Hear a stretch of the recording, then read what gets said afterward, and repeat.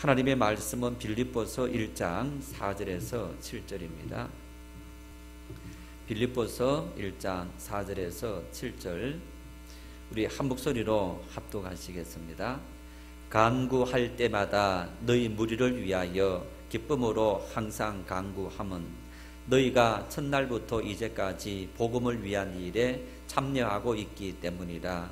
너희 안에서 착한 일을 시작하시니가 그리스도 예수의 날까지 이루실 줄을 우리는 확신하노라.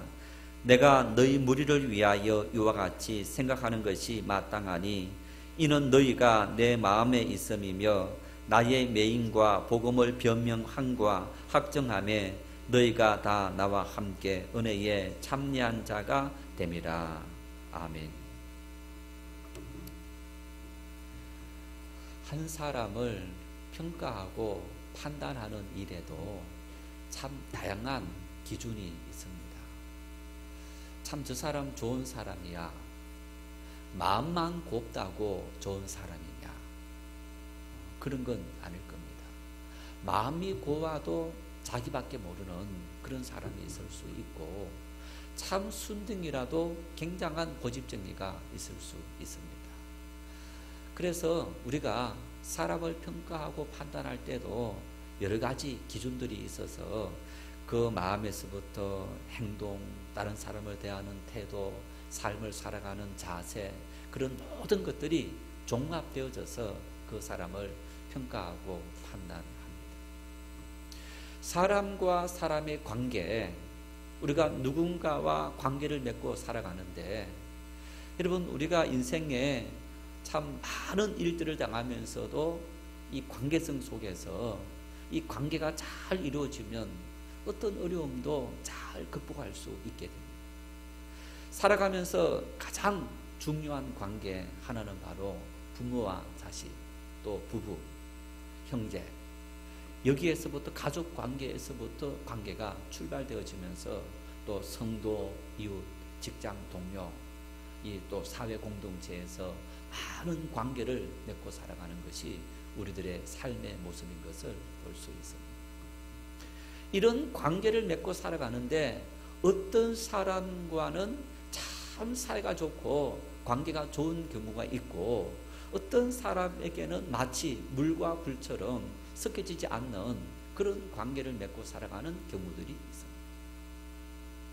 어떤 사람하고는 별로 말도 해보지 않은 것 같은데 그저 그 사람하고 좋은 관계가 있는 반면에 어떤 사람하고는 아주 친밀하게 지내려고 노력함에도 불구하고 친밀하게 지내지 못하는 참 겉도는 이런 경우들을 우리가 볼 수 있습니다. 그래서 이런 관계에서도 그 사람의 마음의 태도, 그리고 행동하는 삶의 어떤 행동의 모습들, 말을 하는 어떤 말투, 그리고 그 사람이 살아가면서 다른 사람을 어떻게 대하느냐 하는 이러한 그 사람의 마음에서부터 그 사람이 개인적으로 살아가는 삶의 모습과 다른 사람과의 어떤 관계를 맺고 살아가느냐, 그런 다양한 것들을 우리가 보면서 그 사람하고 관계를 계속적으로 잘 유지할 수 있고, 그리고 관계가 깨어지는 그런 모습을 우리가 볼 수 있습니다. 더군다나 여러분, 이 관계가 두 사람의 관계인데 한 사람만 잘해서 좋은 관계가 유지됩니까? 되지 않습니까? 되지 않습니다. 짝사랑은 슬픈 일입니다. 한 사람만 아무리 잘한다 하더라도 상대방이 그 관계를 받아주지 않게 된다면 그 관계는 좋은 관계를 유지할 수 없는 것을 볼 수 있습니다. 사람과 사람의 관계뿐만 아니라 우리 믿음의 사람들은 나와 하나님과의 관계, 이 관계도 굉장히 중요한 일입니다. 하나님과 나 사이에 어떤 관계를 맺고 살아가느냐. 더군다나 물론 사람도 마찬가지입니다. 여러분, 사람도 저 사람이 자기 속마음을 말하지 않았지만은 저 사람이 자기 속마음을 다 말하는 거구나, 안 하는 거구나, 압니까 모릅니까? 시간이 지나가면 다 압니다. 아, 저 사람은 자기 속마음을 다 말하지 않고 숨기고 있구나. 그런 느낌들이 있는 거예요. 하나님과 우리 사이에 특히 우리는 하나님의 마음을 뭘 통해서 압니까? 하나님의 말씀인 성경을 통해서 하나님이 어떤 마음과 또 어떤 사람을 좋은 관계를 맺는지 다 알고 있는 거예요. 그래서 하나님을 잘 알고 하나님과 좋은 관계를 맺기 위해서 우리에게 필요한 것이 뭡니까? 하나님의 말씀을 아는 일에 열심히 가져야 돼요. 하나님은 어떤 분이시냐? 하나님은 전지전능하신 분이시기 때문에 우리에 대해서 모르는 것이 없으신 하나님 뿐만 아니라 하나님은 우리에 대해서 모든 것을 아시는데 나 자신보다 내 마음을 더 잘 아시는 그런 분이 바로 우리 하나님이시다. 내 마음을 조금 더 하나님 앞에 숨길 수 없다는 얘기입니다. 여러분, 우리가 이웃과 관계성을 맺고 성도와 관계성을 맺고 살아갑니다. 내 마음속에 미워하는 마음이 있으면서 우리가 관계성을 또 이렇게 그렇지 않는 채 하면서 자기 이미지 관리를 합니다. 그러면서 미워하면서도 아닌 척하고 이렇게 쿨하게 대화하고 또 어떤 일을 한다. 상대방은 모를 수 있는데 하나님은 아시는 거예요. 이 나쁜 놈아 라고 하나님은 말씀하시는 거예요. 그래서 여러분, 우리가 그럴 때 어떻게 해야 됩니까? 하나님 앞에 한번 기도해 보세요. 하나님, 나는 저 집사님을 도무지 용서하지 못하겠습니다. 한번 기도해 보세요. 그러면 하나님께서 기도하는 그 마음에 어떤 마음을 주시는지, 회복시키는 마음과 사랑의 마음들을 하나님은 기도하는 사람들에게 주시는 것을 우리가 볼 수 있습니다. 자, 이렇게 하나님과 우리 사이에도 관계를 맺고 살아가는 그런 관계를 맺는 그런 존재인 겁니다. 여러분, 관계라는 얘기는 이 관계성을 맺으면서 서로가 생각하는 여러 가지 조건들이 있습니다. 어떻게 하면 좋은 관계를 맺는지, 그런 여러 가지 관계를 맺어야 되는 이유들, 조건들, 모든 것이 다 있게 되는 겁니다. 하나님은 우리에게 항상 좋은 모습으로 오시는데 나는 하나님의 그 모습 속에 어떻게 반응하느냐, 굉장히 중요한 것인 것을 우리가 볼 수 있습니다. 그런데 하나님과 우리 사이의 신앙의 어떤 관계성, 또 내가 주변의 사람들에게 참 저 사람은 신앙의 사람이야, 저 사람은 참 착한 사람이야, 신실한 사람이야, 어떤 그런 평가와 그런 판단을 받는 이런 어떤 신앙과 관계성 속에서 모든 종합적인 판단 속에 내면의 일에 있어서 우리 내면을 다스리고 우리 내면이 하나님 앞에서 정말 통제받고 모든 것을 다 이끌림 받을 때 가장 중요한 일이 어떤 일이냐? 그것은 바로 기도하는 일. 기도하는 일. 하나님께서 내 마음을 만져주시도록, 하나님께서 내 마음에 파수꾼을 세워주시도록, 하나님께서 우리의 모든 것을 철저하게 통제하시고, 그리고 하나님께서 내 입술과 내 행동과 내 모든 것을 다 통제하도록, 여러분, 그런 하나님과 우리 사이의 기도, 정말 이 기도의 삶은 너무너무 중요한 일인 거예요. 그래서 기도를 뭐라 말합니까? 영혼의 호흡이다 라고 말합니다. 우리 영혼의 호흡이다. 그러면 내가 기도하지 않는다는 얘기는 영혼의 호흡이 끊어졌고, 영혼의 호흡이 끊어졌다는 것은 내 영혼이 죽었다는 것과 마찬가지 아닙니까? 하나님 앞에 우리가 예배하고 있는 것처럼 보이지만은 실질적으로는 하나님과 우리 사이에 가장 중요한 영적으로 교통이 이루어지지 않는, 끊어져 있는, 죽은 채 와 있는 것과 마찬가지인 신앙이 기도하지 않는 신앙이다.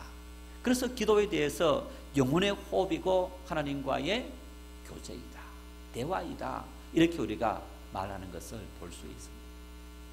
어떤 사람이 기도하는 것이 참 어렵습니다, 그렇게 얘기했어요. 그러니까 기도에 대해서 한 어떤 간호사가 이 기도에 대해서 어렵다는 그 사람에 대해서 손 비유를 해가면서 늘 손을 볼 때마다 기도하십시오 하면서 이 손가락 하나하나의 의미를 짚어주면서 기도에 대해서 이야기하는 것. 자, 여러분, 우리가 살아가면서 손은 제2의 뇌다라고 할 정도로 손이 굉장히 중요합니다. 많은 일을 합니다. 그리고 매일 우리 눈으로 가장 가까이에서 잘 볼 수 있는 게 뭡니까? 손인 거예요. 어디든지 다 보이는 거예요. 다른 부위는 보려면 우리가 이렇게 고개가 가야 되는데 이 손은 내 고개 있는 곳에 언제든지 따라갈 수 있는 것이 손인 거예요. 그리고 많은 일들을 하는, 참 우리 이 신체 부위에서 어쩌면 가장 부지런한 그런 모습이 이 손인데, 이 손을 볼 때마다 기도해야지. 그러면 기도를 어떻게 할 거냐? 이 손가락 하나하나의 의미를 되새기면서 기도하면 참 기도하는 일이 굉장히 수월해진다라고 이야기하는 거예요. 자, 이 손가락이 무슨 손가락입니까? 네, 엄지손가락. 엄지손가락. 여러분, 이 엄지손가락은 뭘 의미하는 겁니까? 이 엄지손가락은 최고, 가장 친근하다, 최고다, 이런 것을 의미하는 것이 엄지손가락입니다. 여러분, 우리의 삶에서 가장 친근한, 가까이 있는 것이 어떤 것들입니까? 누굽니까? 우리의 가족입니다. 그래서 엄지손가락을 볼 때마다 기도해야 된다 했을 때 누굴 위해서 기도하는 겁니까? 가족을 위해서 기도합니다. 가족을 위해서. 자, 두 번째 무슨 손가락입니까? 네, 검지, 집게손가락. 이 검지를 볼 때마다 뭘 생각하느냐? 이 검지 갖고 뭐 합니까? 예, 가르치는 거. 누구누구를 지적하는 거. 뭐 사람 이렇게 지적하면 우리 실례이고, 예를 들어서 이 물컵이야, 이건 스피커야, 뭐 예를 들어서 이렇게 지적하고 가르치잖아요. 그래서 이 검지, 집게손가락은 어떤 가르치는 이들을 위해서, 예를 들어서 학교에서는 가르치는 교사, 또 교회 공동체에서는 목회자들, 소그룹 리더들, 참 우리를 가르치고 어떤 그런 이들을 위해서 기도하는 일들이 바로 검지, 집게손가락이다. 자, 세 번째가 뭡니까? 예, 중지, 가장 긴 중지손가락. 이건 뭘 의미할까요? 가장 기니까 가장 높다. 그래서 이 나라를 통치하는 사람들, 통치하는 그런 분들을 위해서, 정치인들이라든가 어떤 그런 사람들을 위해서 이 중지를 바라볼 때마다 기도해라. 손가락 중에 가장 약한 손가락이 어디입니까? 네 번째 이 뭐죠? 그래서 약지라고 합니다. 가장 약한. 그 피아노를 친다든가 이런 분들도 손가락이 막 이렇게 가는데 제일 힘이 안 들어가는 부위가 이 약지인 거예요. 그래서 이 약지를 생각할 때마다 누굴 위해서 기도하는 겁니까? 예, 약한 이웃들, 가난한 이웃들, 연약한 이웃들, 도움이 필요한 이웃들. 자, 그 다음에 이 마지막이 뭡니까? 예, 새끼손가락. 여러분, 이 새끼손가락은 뭘 의미할까요? 이게 제일 뭐 이렇게 손가락 중에서 제일 할 일이 없잖아요. 그렇지 않습니까? 엄지 없으면 뭐 이렇게 뭘 잡을 때 이렇게 잡습니까? 꼭 이렇게 잡잖아요. 또 아니면 이렇게 잡고 이렇게 잡는 경우들은 잘 없어요. 그래서 이 새끼손가락은 손가락 중에서 할 일이 제일 없다. 별 볼 일 없다. 그래서 누굴 의미하느냐? 나를 의미하는. 그래서 자기 자신을 위해서 기도해라. 자, 이 5개 손가락을 생각하니까 어떻습니까, 여러분? 자, 처음에는 누구요? 가장 친밀한 가족들. 두 번째는 가르치는 이들을 위해서. 세 번째는 정치 지도자들이라든가 사회의 어떤 지도층 인사들을 위해서. 네 번째는 약하고 가난한 이웃들을 위해서. 다섯 번째, 자기 자신들을 위해서. 와, 기도해야 될 게 다 있지 않습니까? 모든 것이 이 5손가락 안에 다 포함되어 있는 겁니다. 그러면요, 여러분, 이 기도를 어떻게 할 수 있습니까? 1분이면 기도할 것 같아요. 이 5개. 하나님, 우리 가족, 하나님, 가르치는 우리 목사님, 또 우리 대통령, 또 우리 이웃에 가난한 사람들, 하나님 내 연약한 거, 예를 들어서 여러분 이 손가락에서 딱 그렇게 머리로 몇 번만 이 말 해놓으면 저절로 우리 기도가 되는 거예요. 자, 이렇게 30초 1분도 채 되지 않아서 기도할 수도 있고, 가족을 위해서 기도할 때 어떻게 기도합니까? 가족에 문제가 생겼어요. 누가 아픕니다. 그러면 하나님, 우리 아빠가 아파요. 우리 집안의 사업이 어려워요. 또 누구가 시험을 쳐야 됩니다. 어떤 그런 기도가 거기에서 계속적으로 하게 되면 그 기도가 2분이 될 수 있고 5분 될 수 있고 10분도 될 수 있고, 이렇게 해서 기도 하나하나가 계속 이어지면서 그 기도가 계속 많아지면 훨씬 더 많은 기도 생활을 할 수 있는 그런 부분이 되고, 짧게는 마치 하나님 안녕 하듯이 하나님 우리 가족도 지켜주시고 뭐 이렇게 5가지를 쫙 해버리면 1분이면 기도가 땡 할 수 있는 그런. 중요한 것은 이런 기도 생활을 우리가 꾸준하게 계속적으로 해야 된다는 것이 굉장히 중요한 일이다 라는 사실. 우리 손가락 볼 때마다, 손을 볼 때마다 기도를 생활화할 수 있기를 바랍니다. 오늘 이 본문 빌립보서를 누가 쓴 거예요? 바울 사도께서 쓴 겁니다.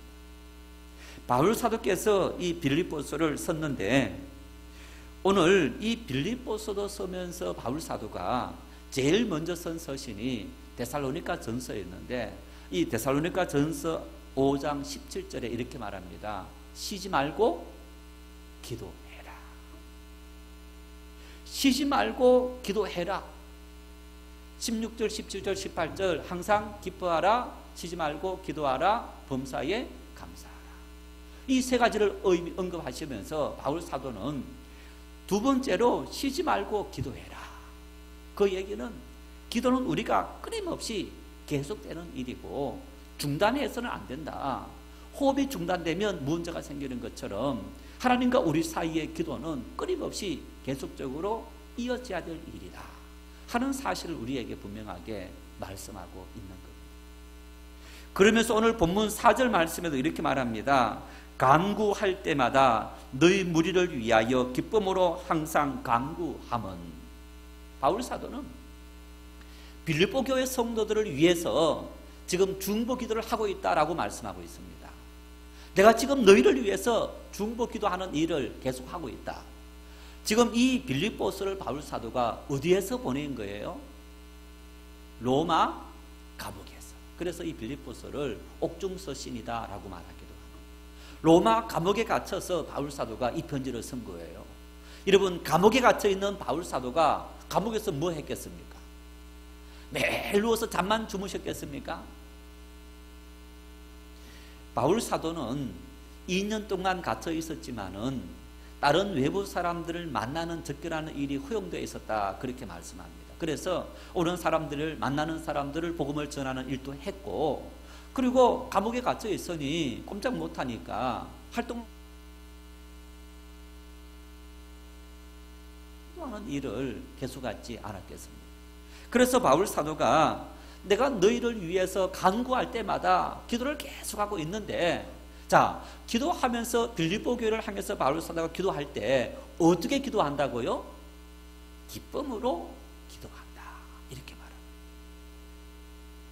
내가 너희를 위해서 기도하는데 기쁨으로 기도한다라고 이야기하는 이런 모습을 볼 수 있습니다. 예수님께서 마태복음에 새 계명을 준다 하시면서 2가지를 주셨는데, 마음을 다하고 뜻을 다하고 힘을 다하여 주 너희 하나님을 사랑해라. 이것이 크고 첫째 되는 계명이요, 둘째도 그와 같으니 내 이웃을 내 몸처럼 사랑해라, 이렇게 말씀합니다.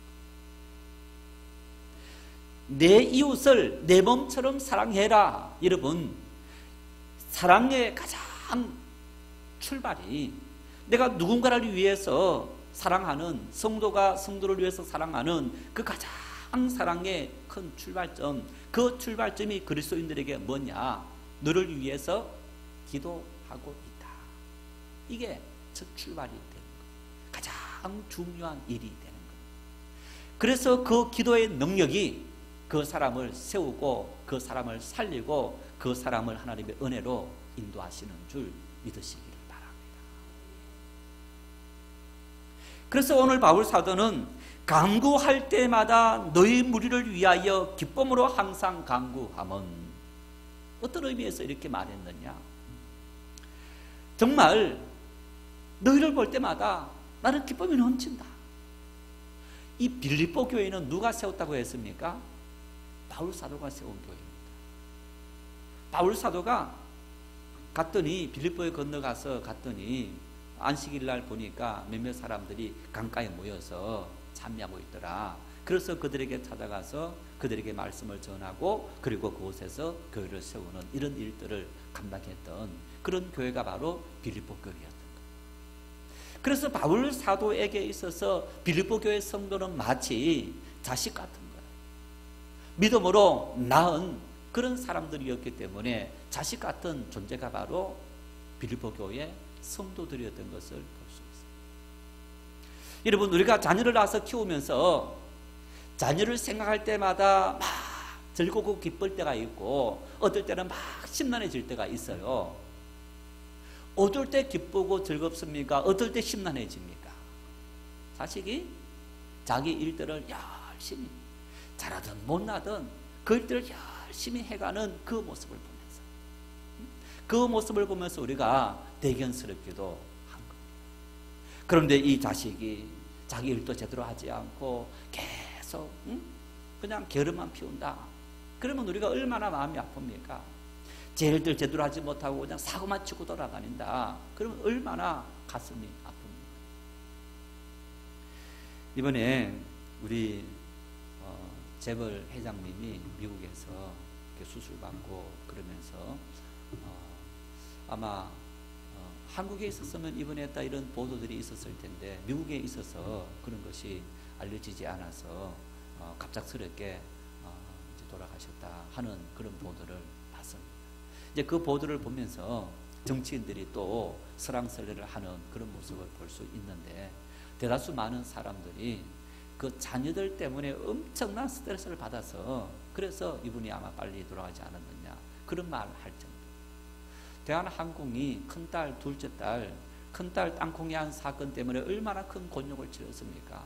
그래서 그 곤욕 다 치려고 이제 잊을만 하니까 둘째 딸 물컵 사건이 생겨서 그것이 일파만파되고, 그러면서 그 어머니가 했던 것까지 다 동영상 떠오르고, 또 큰딸 집안의 어떤 일까지도 다 드러나면서, 어쩌면 뭐 우리나라 망신이 아니라 세계적인 망신, 이분이 세계적인 분이니까 어쩌면 그런 망신사를 살 정도로. 그래도 여러분, 그 자식들이 누구 자식입니까? 내 자식이니까 다 가슴에 풉니다. 어쩌면 부모 입장에서는 참 너희를 위해서 내가 아낌없이 이렇게 모든 것을 다 주고 그렇게 가르쳤는데, 이렇게 사회적인 세상 사람들에게 비판과 비난의 대상이 된다 했을 때에 얼마나 마음이 아프겠습니까? 그런데 능력이 있든 능력이 없든 성실하게 열심히 살아가는 그 모습을 보면서 부모 마음에 얼마나 큰 기쁨이 생기겠습니까? 바울 사도는 오늘 내가 너희들을 위해서 기쁨으로 간구한다 이렇게 말하는데, 이 간구한다는 얘기는요, 기도보다 조금 더 강한 간청적인 의미로 결핍을 채운다라는 의미가 있다는 것. 바울 사도는 하나님, 저 빌립보 교회 성도들의 모든 필요를 다 채워주십시오. 여러분, 빌립보 교회 성도들이 가난했습니까? 부했습니까? 가난했다 했습니까? 부하다 했습니까? 모릅니까? 지난 수요일, 그지난 수요일 계속했는데, 빌립보 교회 성도들은 가난했다 했습니다.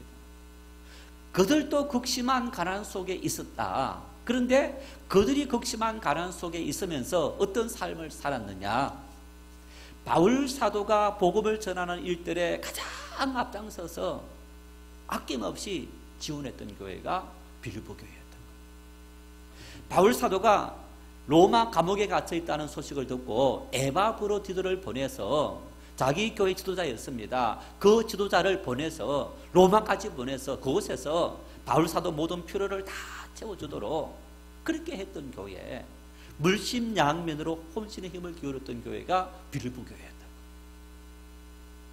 이 사건만 기록하고 있지, 여러분 바울사도 사역에 빌립보 교회 성도들이 얼마나 많은 일들을 감당했겠습니까? 뿐만 아니라 예루살렘 교회를 위해서 구제헌금을 모을 때 빌립보 교회 성도들이 가장 먼저 앞장서서 사역에 참여했다라고 말할 정도로 그들도 가난한 중에 이들이 열심히 헌신하고 충성했다.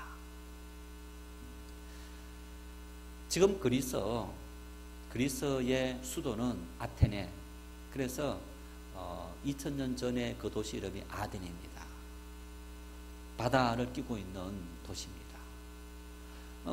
수도이기 때문에 굉장히 그 도시는 잘 사는 부자들이 많은 도시일 수 있습니다.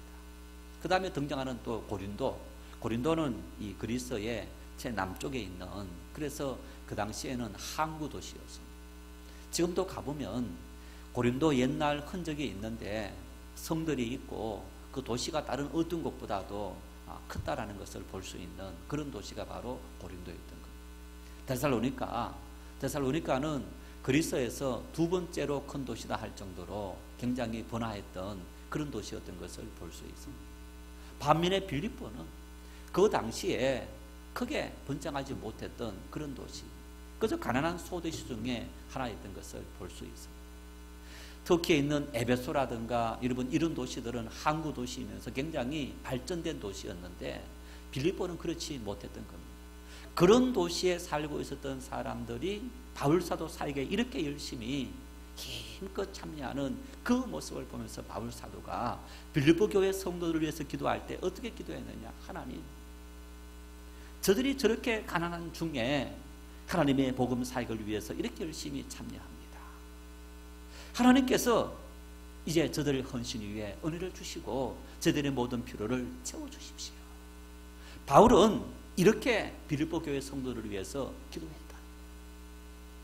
내가 하나님 앞에 너희를 위해서 기쁨으로 간구했다. 무슨 얘기입니까? 기쁨으로 간구했다는 것은 어쩌면요, 당당하게 간구했다. 당연하게 간구했다.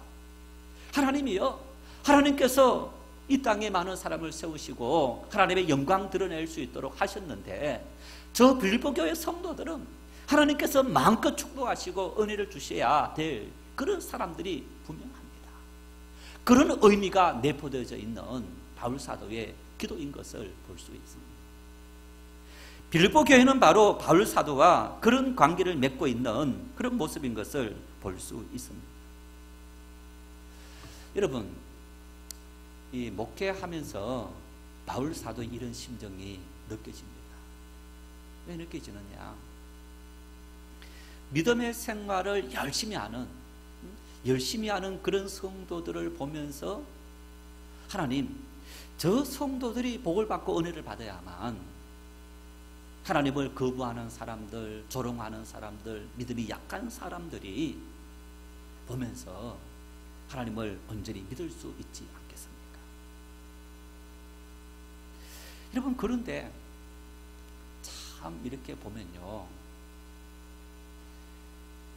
제가 어제 저녁 신방 이제 우리 같이 수업으로 이렇게 저녁에 직장 때문에 같이 신방하면서 마태복음 13장 밭 비유를 하면서 하나님의 말씀이라는 씨앗이 우리 밭에 떨어지는데 씨앗이 똑같이 떨어졌는데 100배, 60배, 30배 결실을 위해서는 뭐가 중요하다고요? 밭이 중요하다. 그러면 떨어진 씨앗들이 잘 자라도록 하기 위해서 밭에 거름도 주고 물도 주고 또 생긴 풀도 제거하고 그런 작업들을 계속해야만 30배, 60배, 100배의 결실을 거둘 수가 있는 거예요. 봄에 씨앗을 뿌리면서 씨앗을 쫙 뿌려놨어요. 흙을 다 이렇게 고르어서 또 고를 만들어 갖고 고랑을 만들어서 씨앗을 뿌리고 덮어놓은 겁니다. 자, 그래서 전혀 돌보지 않다가 가을 결실할 때 가서 이제 내가 거둬야지 하면 거둘 수 있는 게 있습니까? 없습니까? 없어요. 뿌리는 씨앗 아무것도 안 뿌려놓고 씨앗만 딱 뿌렸는데, 알곡만 뿌렸는데 뭐가 더 많이 올라와 있습니까? 풀이 더 많이 올라와 있는 거예요. 한 번만 내가 풀을 제거해야지. 한 번 풀을 다 메고 없앴어요. 여러분, 그리고 가을에 갔다 그러면 많이 거둘 수 있습니까? 아닙니다. 옛날 어릴 때 밥 매는 걸 보니까 최소한 3번은 매더라고요. 3번. 봄에 뿌려놓고 가을에 거두기까지 최소한 3번은 풀을 매줘야 그 밭이 좋은 결실을 거둘 수 있는 그런 밭이 되더라는 거예요. 하나님의 은혜, 하나님의 말씀, 하나님의 능력이 우리 속에 물도록 기도하는데 도무지 하나님 말씀을 받아들이지 않는 요지부동인 그 상태에 내 경험과 내 생각, 내 가치관, 내 사고방식이 꽉 매여서 이것이 옳다. 저부터 비롯해서 어떤 사람이라도 여러분, 하나님 말씀 앞에 우리는 내 경험과 내 가치관, 생각을 내려놓을 수 있고 깨뜨릴 수 있는 그런 기본적인 마음의 자세가 되어져야 되는 거예요. 그런 어떤 순전한 마음, 그런 어떤 신실한 믿음의 모습들이 우리 속에 형성되어 있으면서, 그리고 하나님 앞에 우리가 기도할 때 하나님은 우리 삶 속에 은혜를 주시는 그런 하나님. 그래서 정말 목회를 하면서 그런 어떤 이 빌보 교회가 바로 바울 사도가 보았을 때 그런 교회였는데, 정말 그런 성도들이 하나님 앞에서 하나님 은혜를 받아야 됩니다, 복을 받아야 됩니다 라는 그런 어떤 마음들이 더 많이 생기고, 기도하면서도 중보기도하는 일들이 정말 그분들이 먼저 기도되어지는 것이 참 바울 사도도 그랬고, 제가 경험해 보니까 역시 저도 마찬가지로 그렇게 되는 거예요. 여러분, 우리가 누군가가 나를 위해서 기도할 때 슬픔으로, 염려함으로 기도하는 것이 아니라 바울 사도처럼 기쁨으로, 하나님 너무너무 감사합니다, 이런 믿음의 사람을 세워주시고 이런 동역자를 세워주시고 이렇게 함께하는 사람을 세워주시니 감사합니다, 하나님께서 이런 사람에게 복을 주지 않는다면 하나님, 누가 하나님 앞에 영광을 돌리고 헌신하며 충성하겠습니까? 할 수 있는, 여러분, 그렇게 기도할 수 있는 교회, 바로 그 교회가 오늘 바울 사도가 봤을 때 빌보 교회였더라 하는 것을 이야기하고, 동시에 바울 사도가 여러분 기도할 때마다 이렇게 말합니다. 빌보 교회를 향해서 바울 사도가 한 번만 기도한 겁니까? 계속적으로 기도했다는 거예요. 연속적으로 기도했다는 겁니다. 기도할 때마다 내가 빌보 교회를 위해서 기도했다. 하나님 앞에 우리가 왜 여러 번 기도해야 됩니까? 하나님은 우리 기도를 못 알아들으신 건가? 하나님 앞에 우리가 기도할 때 어떨 때는, 여러분, 어떤 사람은 이런 분이 있어요. 내가 20년 기도했더니 하나님께서 안 들어주시더라. 그래서 이런 얘기 하대요. 20년 동안 같은 제목을 가지고 기도하면서 하나님 안 들어주셨는데 기도하는 것이 그 얼마나 어리석은 사람이에요. 하나님은 이미 아니다라는 신호를 보내줬는데 어리석게도 계속적으로 그런 기도를 했다라고. 여러분, 그런데 5만 번 기도 응답받은 이제 이 분이 기도하면서 마지막에 돌아가시면서 이분이 그런 고백을 했어요. 자기 친구 5명을 위해서 기도했는데 마지막까지 안 믿었던 친구를 위해서 한 60년을 기도했다. 이런 이야기를 하는 그런 모습을 조지 물러가 하는 이야기를 이제 들은 책을 통해서 본 적이 있는데, 우리의 어떤 기도가 계속적인 그런 기도. 그래서 우리가 소돔과 고모라 성을 하나님께서 멸망할 때 아브라함을 찾아왔습니다. 너는 나의 친구이기 때문에 내가 너를 위해서 내 조카 롯이 있는 소돔과 고모라 성의 멸망을 내가 너에게 미리 알려준다 하면서 찾아온 거예요. 아브라함의 조카 롯은 아브라함이 자기 자식처럼 키운 아들입니다. 조카였지만 사실은 아들과 진배 없는 그런 인물이었던 겁니다. 많은 이 양떼 소떼가 많아지자 너 종들과 내 종들이 함께 다투고 물 때문에 그런 문제 생기니까 너가 동서남북 중에 어떤 곳이 선정 해라. 내가 나중 네가 갖지 않는 곳으로 가겠다 해서 갈라지고, 그래서 소돔과 고모라 성을 롯이 선택해서 간 거예요. 그 소돔과 고모라 성이 죄악이 관영하자 하나님께서 불로 심판해야 되겠다라고 하시면서 아브라함을 찾아와서 그 사실을 알려줍니다. 아브라함이 하나님 앞에 그 사실을 듣고 이렇게 기도합니다. 하나님, 그 성에 만일 의인 50명이 있다면 어떡하시겠습니까? 그 성 모든 사람들이 다 죄를 지었다 할지라도 의인 50명 있다면 하나님 용서하시는 것이 마땅하지 않습니까? 오냐, 의인 50명 있다면 내가 용서해 주겠다. 어쩌면 아브라함이 아무리 찾아봐도 의인 50명이 없는 거예요. 하나님, 그렇다면 다시 한번 말하겠습니다. 의인 45명이 있다면 용서해 주겠다. 하나님, 한 번 더 말하겠습니다. 의인 40명이 있다면 용서해 주겠다. 그리고 의인 30명, 20명, 10명까지 6번이나 아브라함이 하나님 한 번만 하면서 계속적으로 반복하는 거예요. 의인 10명이 없어서 소돔 고모라 성이 멸망을 당했는데, 여러분, 아브라함의 조카 롯이 구원받은 겁니까? 받지 못한 겁니까? 구원받았어요.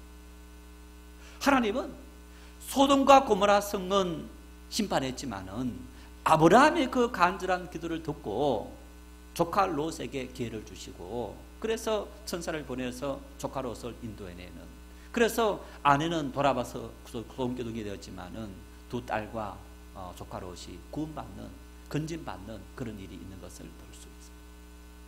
이 사건에서 아브라함이 하나님 앞에 6번 이상 계속적으로 반복해서 기도했던 것을 볼 수 있습니다.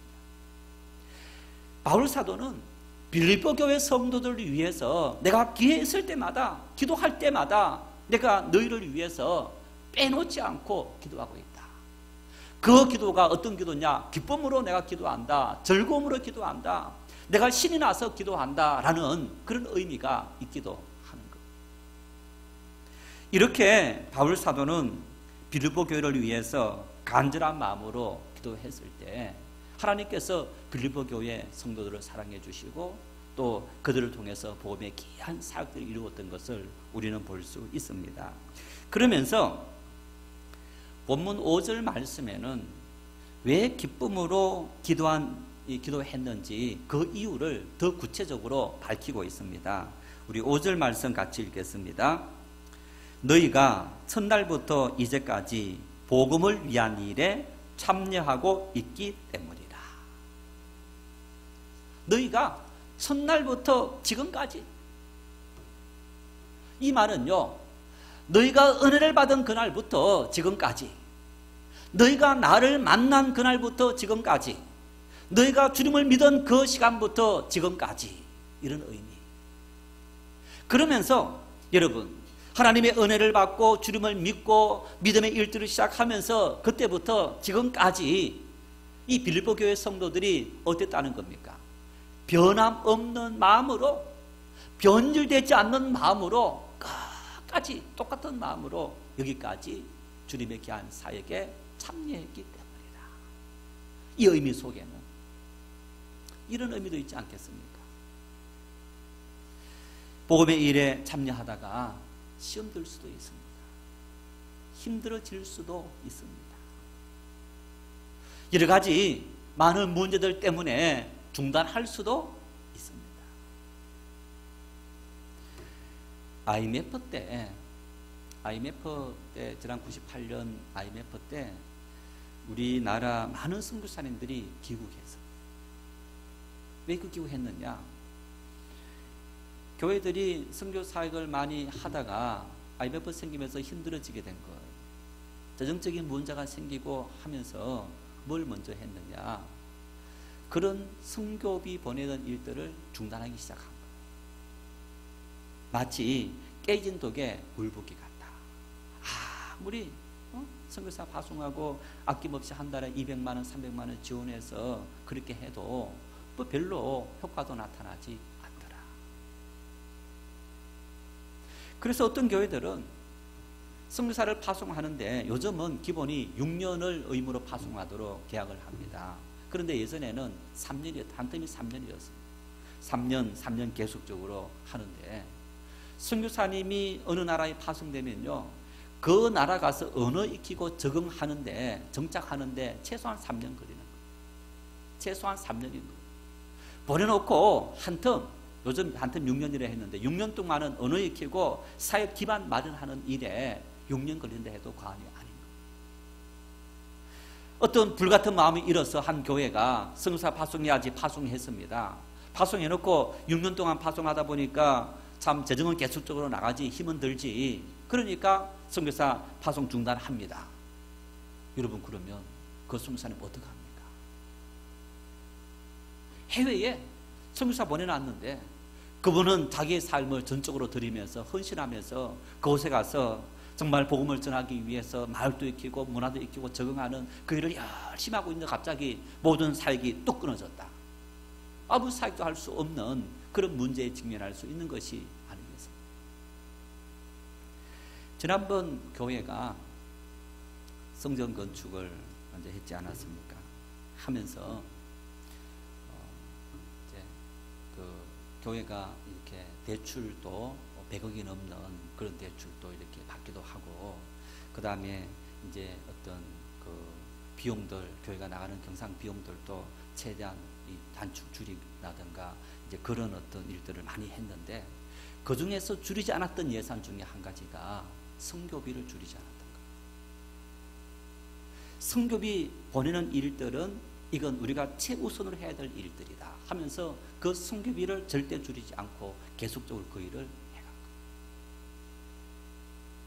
하나님께서 그런 교회에 놀라운 은혜를 주시고 5년 만에 100억이 넘는 모든 빚을 다 갚을 수 있도록 은혜를 주시고 교회가 엄청나게 번창하는 그런 은혜.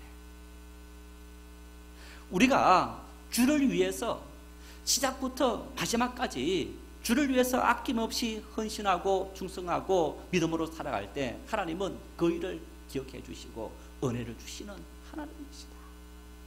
오늘 바울 사도는 내가 너희를 바라볼 때마다 기뻐한다. 참 기쁘다. 왜? 너희들이 시작하는 그때부터 지금까지 긴 시간이 흘렀음에도 불구하고 그 시간 동안에 너희가 나를 만나지 못했는데 이제 우리가 이 정도 했으면 기본으로 했지 더 이상 할 필요 뭐가 있어. 어쩌면 그런 마음 때문에 중단할 수도 있었음에도 불구하고 이 교회는 정말 그 첫사랑의 순수함을 잊어버리지 않고 끝까지 사역에 동참했더라. 교회 봉사 역시 마찬가지입니다. 여러분, 우리가 믿음의 삶을 살아가면서 교회 봉사를 하면서 참 긴 시간들 1년, 5년, 10년, 20년 넘어가면서 내가 이만하면 되었지라는 어떤 그 교만한 마음과 시험 드는 마음들이 생길 수 있는 거예요. 오늘 바울 사도의 말씀은 어떤 말씀입니까? 너희들이 은혜를 받은 그 순간부터 내가 사역 마치는 이 시간까지 너희들은 변함없는 모습으로 헌신했던 그 모습이 내 마음을 너무너무 기쁘게 만들고 내가 너희를 위해서 하나님 앞에 마음껏 기도할 수 있는 이유가 될 수 있노라고 이야기하는 이 모습을 볼 수 있는 거예요. 하나님께서 우리를 부르신 겁니다. 하나님의 자녀로 부르셨고 이렇게 저렇게 헌신하며 봉사할 수 있도록 부르셨는데 여러분, 그들을 끝까지 그만두라 하더라도 제가 그만두라 하더라도 누군가가 눈치 주면서 그만두라 하더라도 나는 더 해야지 그런 마음으로 헌신하며 충성할 수 있기를 바랍니다. 그게 주님의 기쁨이 되는 거예요. 그것이 주님께서 우리를 기뻐하시는 이유가 될 수 있는 거예요. 하나님은 우리에게 그런 은혜를 주시고 우리에게 그 일을 통해서 하나님께서 영광 받으시는 일입니다. 내가 바빠지면서 힘들어지면서 여러분, 우리가 어떤 일을 하나하나 단절하고 끊게 되는데 그 모든 일들 중에서 안타깝게도 교회 일들이, 헌금하는 일들이, 섬기는 일들이 단절되고 줄어드는 이런 모습을 우리가 많이 볼 수 있는 거예요. 하나님께서 기뻐하시는 일이 아니라는 사실을 우리가 기억할 수 있어야 합니다. 하나님은 변함없는 마음으로 하나님을 사랑하고 하나님 앞에 믿음으로 서는 그 사람을 기뻐하시고 그런 손길 위에 하나님께서 은혜를 주시는, 어쩌면 이런 경우 있어요. 물 끓일 때 99도까지 올라가서 중단해버리면 물이 안 끓는 거예요. 하나님께서 은혜를 주실 기준이 있는데 그 은혜 기준까지 정말 턱까지 올라갔다가 내려놓고 포기해버린다면 하나님의 은혜를 다 쏟아버리는 것과 마찬가지가 되어지는 거예요. 이어서 바울 사도는 6절 말씀 이렇게 말씀합니다. 우리 6절 말씀을 같이 한번 우리 읽겠습니다. 너희 안에서 착한 일을 시작하시니가 그리스도 예수의 날까지 이루실 줄을 우리는 확신하노라. 바울은 말합니다. 내가 너희를 볼 때 그리스도 예수의 날까지, 주님 오실 그날까지, 너희의 사명이 닿는 그날까지, 너 인생이 닿는 그날까지 너희들은 끝까지 이 모든 일들을 끝까지 감당할 줄 나는 확신한다.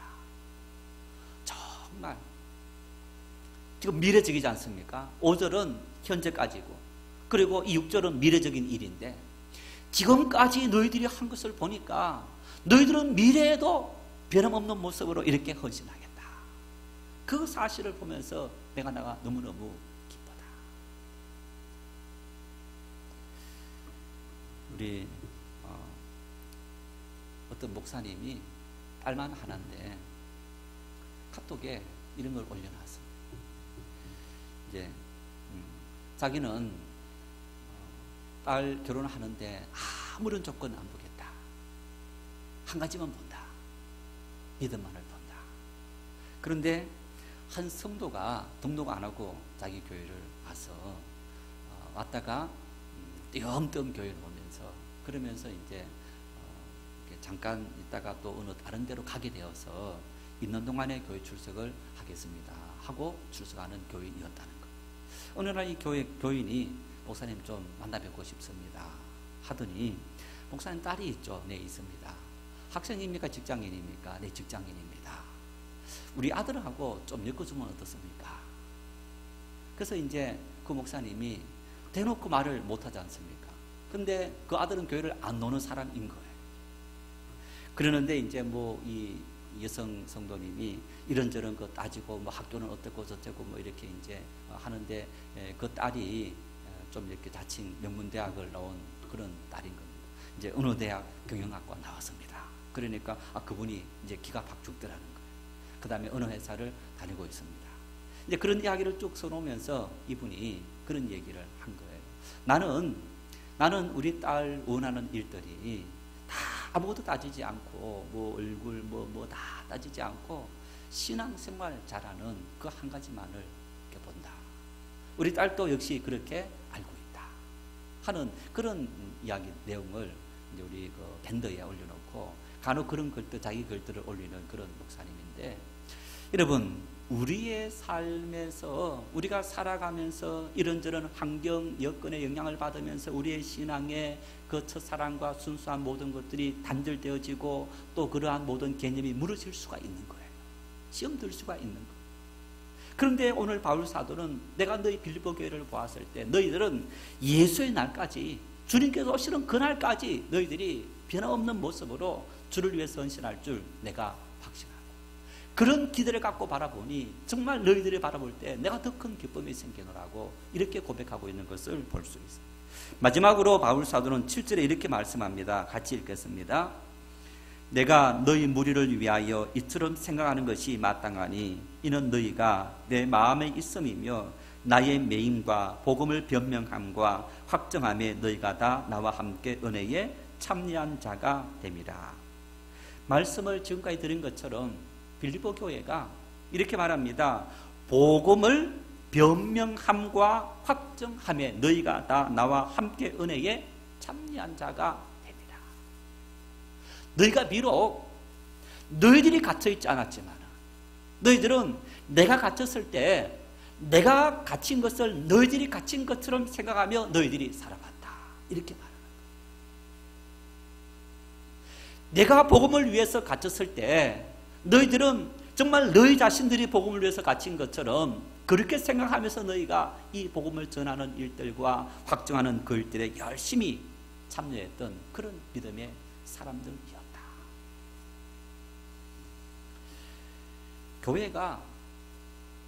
교회가 때로는 시험 들 수 있습니다. 어려운 일을 당할 수도 있습니다. 어떤 사람들은 교회가 어려움에 처했을 때 그 어려움을 외면하고 이렇게 방관하든지 또 가버리든지 또 비판하든지 그런 사람이 있는 반면에 어떤 사람들은 교회가 당한 어려움은 바로 내가 당한 어려움이다 라는 마음을 가지고 열심히 기도하는 이런 분들이 있는 것을 볼 수 있습니다. 오늘 바울 사도의 말씀은 그런 얘기입니다. 빌립보 교회 성도들 너희들은 내가 복음을 전하기 위해서 복음을 전하다가 갇힌 일들이 너희들이 갇힌 일이고 너희들이 당한 고통이고 아픔이라는 그 의식을 가지고 너희들이 힘써 하나님 앞에 믿음으로 살아가는 어떤 내 신앙과 내 사역의 동력자들이다 하는 사실을 정말 바울 사도는 온전히 인정하는 것을 볼 수 있습니다. 성도 여러분, 제가 목회하면서 우리 교회에서 하나님께서 일을 하실 때 하나님께서 일하시지만은 하나님의 사람들을 세워서 함께 일을 하도록 만드는 거예요. 함께 일을 할 때 정말 어떤 사람을 세울 때 어떤 분들은 기쁨으로 아멘하면서 순종해서 여러 가지 많은 사정들이 있겠지만은 헌신하는 사람이 있는 반면에 어떤 사람들은 이런저런 정말 이렇게 이유들을 대어서 하지 않는 사람들도 있는 것을 볼 수 있고 또 어떤 사람들은 피치 못해서 물론 못하시는 그런 분들도 있습니다만은 오늘 바울 사도의 이 고백은 하나님의 교회에 내가 빌립보 교회 성도들 너희들은 내 사역에 있어서 나와 똑같이 그렇게 고난에 참여하고 복음 사역에 참여했던 그런 신실한 사람이었다고 바울 사도는 인정하고 있는 그런 모습인 것을 볼 수 있습니다. 여러분, 그것은 저에게도 여러분들에게도 바울 사도가 오늘 우리를 보실 때, 우리 정인교회를 보실 때, 저를 보실 때, 여러분을 보실 때 빌립보 교회 성도들처럼 그렇게 나를, 우리 모두를 인정해 주실까? 우리는 끊임없이 이 말씀을 되새기면서 그런 고민을 함께하며 살아가야 하는 것. 주님께서 말씀합니다. 누구든지 나를 따라오려거든 내가 주는 십자가를 짊어지고 그리고 나를 따르라 이렇게 말씀합니다. 너 십자가는 맡기고 우리가 주님의 십자가를 짊어지고 함께 걸어간다. 우리가 복음을 위해서 때로는 귀찮음과 나태함과 여러 가지 많은 어떤 일들이 있겠지만은 그 모든 일들을 다 내려놓고 감당하면서 그런 것을 감당하면서 오르시나는 주님의 사역을 위해서 함께 동참하겠습니다. 그 마음. 바울 사도는 빌립보 교회 성도들의 그런 마음이 너무너무 기뻤고 그래서 그들 위해서 기도할 때 내가 기쁨으로 기도할 수 있고 너희를 바라볼 때마다 내가 기쁨이 있습니다. 성도 여러분, 우리 모두 이런 기쁨의 사역자들, 기쁨의 신앙인들, 또 기쁨의 그런 믿음의 사람들이 되어서 주님께서 우리를 통해서 영광 받으시고 또 주님께서 우리를 들어 사용해서 이 땅에 수많은 사람들에게 영광 드러낼 수 있는 영광의 손길들, 도구들이 될 수 있는 은혜가 우리에게 넘칠 수 있기를 바랍니다.